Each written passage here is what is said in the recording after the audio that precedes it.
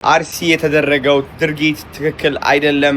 ሰሞኑን አርሲ ላይ ብዙ ኦርቶዶክስ ክርስቲያኖች በሃይማኖታቸው ምክንያት እየተገደሉና ቤተክርስቲያንም እየተቃጠለ ነበር። እንዴ አሁንም የአርሲ ኦርቶዶክሳውያን ተገደሉ? አሬ ነገር መች ነው የሚያቆመው? በመድኃኒዓለም በዚህ ጉዳይ ላይ አዶናይ ለምን ዝምታን መረጠ? ለምን ድምጽ አልሆነም ብሎ ብዙ ሰው እየወቀሰው ነበር። አዶናይም ዛሬ መጥቶ ዝምታውን ሰብሯል፣ መልእክትም አስተላልፏል። አርሲ የተደረገው ድርጊት ትክክል አይደለም። በጣም ያሳዝናል። በጣም አዝኛለሁ። ሁላችሁም እንደተጎዳችሁ እርግጠኛ ነኝ። ለሁላችንም መጽናናት ይስጠን፣ ብርታቱን ይስጠን። እኔ ዱባይ ስለሆንኩኝ ብዙ ቪዲዮዎች እየመጡልኝ አልነበረም ስለ አርሲ ማለት ነው።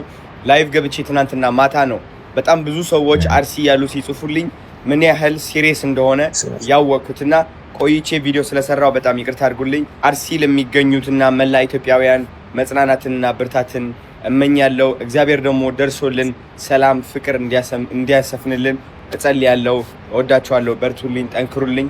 አብረን እንወጣዋለን። ይሄንም እወዳችኋለሁ። እና እጅግ በጣም ያሳዝናል። በተለይ ደግሞ ኢትዮጵያ የሃይማኖት መቻቻል መከባበር ያለባት ሀገር ናት እየተባለ ሰው በሃይማኖቱ ምክንያት የሚገደልባት ሀገር ሆናለችና ፈጣሪ እንደው የቀድሞ ሰላማችንንና ፍቅራችንን ይመልስልን።